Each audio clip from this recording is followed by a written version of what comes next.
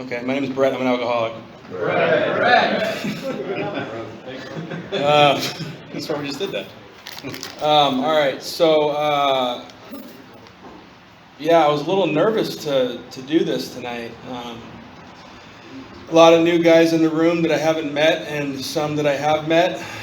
I have 15 months of sobriety. Thank you. My sobriety date is June the 10th of 2021, which I'm forever grateful. That is not the first time that I've gotten sober. I was introduced to Alcoholics Anonymous in 2009 at the age of 20 years old. I got sober at 20. I stayed sober for 11 years. And then I drank. What happened leading up to that was, well, back up. I grew up in Santa Clarita, California, and both of my brothers are complete normies, never drank in excess. My mother is an alcoholic, my dad is also a normie. And I told myself from a very early age that I did not want to be like my mom. My mom cheated on my dad and screwed around and fucked up my whole family, really. And I had a resentment from a very early age, and I did not want to be like her. There's many invisible lines that I told myself that I was never going to cross with the drugs that I ended up doing. I started smoking pot when I was about 12 years old, and I told myself that's all I need. That's what was going to be what I did for the rest of my life. And I loved marijuana, everything about it. I told myself that I didn't need to do cocaine or ecstasy or acid or mushrooms or any of the things that I ended up doing, and I jumped over those invisible lines. When I was 17, I was one of those kids that was always in and out of the principal's office more than I was ever in class, and I was just a fuck up, you know. Always in trouble with the law, in and out of juvenile hall. And one night when I was 17 years old, I punched a cop in the face. And as a direct result of my drinking and using, right? I was on a ton of different drugs, but mainly these pot brownies. And I don't know if any of you have ever done edibles before, but they hit you like 3 fucking hours later, and you don't know what the hell's going on with you. And I was in this drug-induced psychosis, and I punched this cop. They took me to Henry Mayo Hospital and beat the shit out of me. My face every color of the rainbow. Strapped me to the gurney, 4-point restraint. And when I woke up, there was a cop sitting next to me eating a donut, drinking a coffee. And he goes, "Son, do you remember punching that officer last night?" And I said, "No, I would never do something like that." Because in my sober right mind, I would never do something like that, right? But put one in me, and I'm Dr. Jekyll and Mr. Hyde, like the book talks about. So I ended up going back to Sylmar Juvenile Hall, and I spent a little time there, and then I got released and I went to Tarzana Treatment Center when I was 18 years old. And I told myself, okay, drugs are my problem. Drugs are my problem, alcohol isn't. It's on every billboard you drive past. And I thought that, you know, my drinking was going to be like those Corona commercials with the hot chick in the hammock. And it just fucking never turned out that way. It just never, there was no hot chick in a hammock. It was always the regretted one that I woke up to, right? And so what happened was I continued to drink until I was 20 years old, and I knocked on my dad's door one night. I was completely hopeless and miserable, and I said, "Dad, I need help. I can't stop drinking and doing coke." And he said, "Okay, son, well, if you feel the same way about getting sober tomorrow that you do right now, then we'll think about getting you some help." And I knew for sure that if I woke up the next day and I didn't feel like getting sober, I would just drink again. And I didn't want to feel that. I didn't want that to happen. So I prayed. I said, God, just please help me be done. And the next day, August 25th, 2009, I got a sobriety date.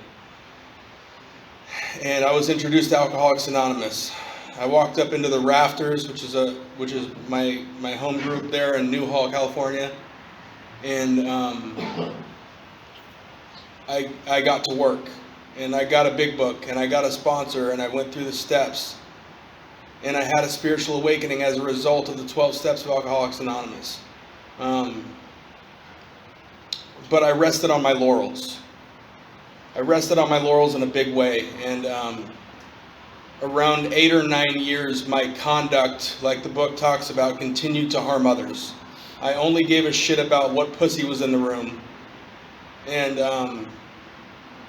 not about the steps, not about helping the newcomer, not about going on panels, not about doing this deal. And around the time that the pandemic happened, I thought it would be a good idea to start smoking a little bit of weed. And that's where it all started for me.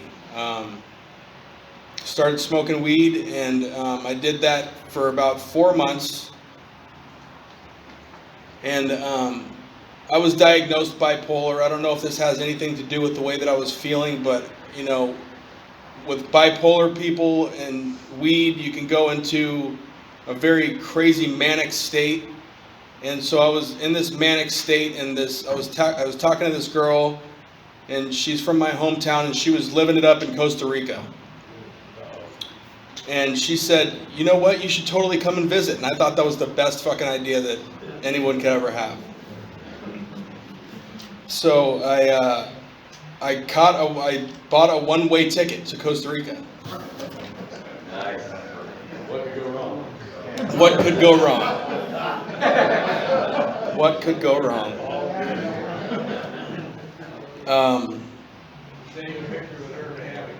No, there was no fucking hammock. No, there was a hammock, actually. There was a hammock. I'll tell you about the hammock in a minute. So I had $300 to my name, which I thought at this time was plenty to just to go to Costa Rica. I flew into San Jose, Costa Rica, and when I got there, I messaged this girl on this message app that we were using, and I said, "Guess what? I'm in Costa Rica." And she fucking pretended like she didn't know me. She totally blew me off. So now I'm in this foreign country by myself. And I was like, what the hell am I going to do? So I had gotten an Airbnb the night before while I was still in LA because I needed somewhere to sleep. So I didn't know that it was 4 hours away from the airport through the jungle. So I caught a bus, an Uber, and a taxi to this little Airbnb resort, and I couldn't pay the cab driver because I couldn't pull out money from my card to pay the guy because you need to convert US dollars into their foreign currency, colones, and I couldn't convert the money somehow. So this cab driver ended up calling the cops, and the cops the next day took me to 3 different ATMs. And on the 3rd ATM, I started crying, and I made a big scene that they were going to take me to Costa Rican jail if I didn't pay the cab driver. And this lady starts pulling money out of her purse to pay the cab driver, and the cops walk up to her and go, "No, ma'am, no problem. Don't worry about it," and pointed to me, pointed to my shit, and told me to get the fuck out of there. So they dropped me off in this party town, and I still hadn't picked up a drink yet. I had built a lot of resentments back home because people are like, why the hell is this kid flying to Costa Rica? He owes us money. You know, just a lot of different stuff. And so I had all these resentments built up in my head, thinking that I'm never going to go back to the States.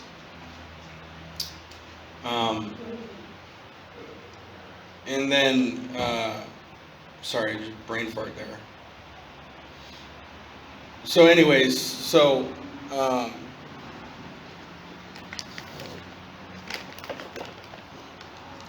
I'm in this little party town, and I go to a little restaurant, and I was able to swipe my card for a sandwich, for a Cuban sandwich. So this guy gives me a Cuban sandwich, and I said, "Do you guys serve beer?" He goes, "No, the place across the street sells beer. Would you like me to go get you a 6-pack?" And I said, "Yes." So he goes and gets me a 6-pack. Next thing you know, I'm doing coke with this dude named Jose, and we're partying it up. And he goes, "You can stay at my house tonight, and I'm gonna bring girls back to the house." I said, "That's a fucking great idea." So I go to this guy's house, and he said, "Okay, buddy, I got to go to work, but I'll be back in 4 hours." So he goes to work, and I go upstairs, and I take a little nap, and I come downstairs to smoke a cigarette, and the door is chained shut from the outside. So I go to the back door and try to wiggle it free, but it's tie wired shut. So I wiggle it some more. Finally, I was able to get free. I got so terrified. I went upstairs. I grabbed my stuff. I forgot my shoes. I just started running through the jungle to the beach because I knew that I would be safe where there was, like, cabanas and lights and stuff like that. So I get to this little cabana. I fall asleep underneath this cabana. I slept on the street that night. I woke up. I went to another little cabana, and I fell asleep on a hammock. There was no hot chick. That same guy found me the next day, and he said, "What the hell? Why'd you run away?" And I said, "Because you were gonna fucking sell my kidneys on the black market or something." I was terrified this guy was gonna cut me open or do something weird. And he said, "No, buddy, this is just a bad neighborhood. Everybody chains their doors shut from the outside." I didn't believe him, but anyways, I guess I worked up a bar tab. How much time do I got? Okay. I guess I worked up a bar tab the night before, and he was trying to keep me close so that I wouldn't take off. So I believed him, and I started going around making like half-ass amends to these bartenders and telling them that my unemployment was going to fall onto my card at any moment, and that I would pay them as soon as I got it, and that I'm not going anywhere. And so we did that, and I let him hold on to my phone and my EDD card just to let him know that I wasn't going anywhere. All the while, like, people back home are trying to get me a plane ticket to come back home. And my buddy Nick, who's like my guardian angel, I swear to God, he said, "Send me your location. I'm going to get you an Uber back to San Jose so you can come back to LA." And so I counted my losses with the EDD card. I just let the guy hold on to it. We were hammered enough to where he was letting me use my phone at this point. So he said there's going to be a guy named George outside in a white Toyota Camry to pick you up and take you back. So I went and I got in the Toyota Camry, and I took off. We went back to San Jose, Costa Rica, flew back to the United States, and once I got back, I continued to drink. That's kind of like a long-winded story, I'm sorry. But when I got back, I continued to drink, and I committed all these crimes. And I don't have a record at this point, right? Only a juvenile record, because I'd stayed sober through all my 20s. And so I committed an assault with a deadly weapon, and residential burglary, commercial burglary, a lot of vandalism, and I was just on a rampage, drunk. And I woke up in Orange County Jail, and I had no idea what happened. I got bailed out 6 months later, and I went to Grandview, which is right here in Pasadena, and I got sober, man. I got a sponsor whose wife got cancer, so he wasn't really available for me to continue with the steps, and I needed to get to work, so I got a new sponsor. I took the steps, and I'm on my amends process right now, and it's been a new experience for me. It's been a new sober experience, but this whole last year has been the hardest. It's been so hard to come back.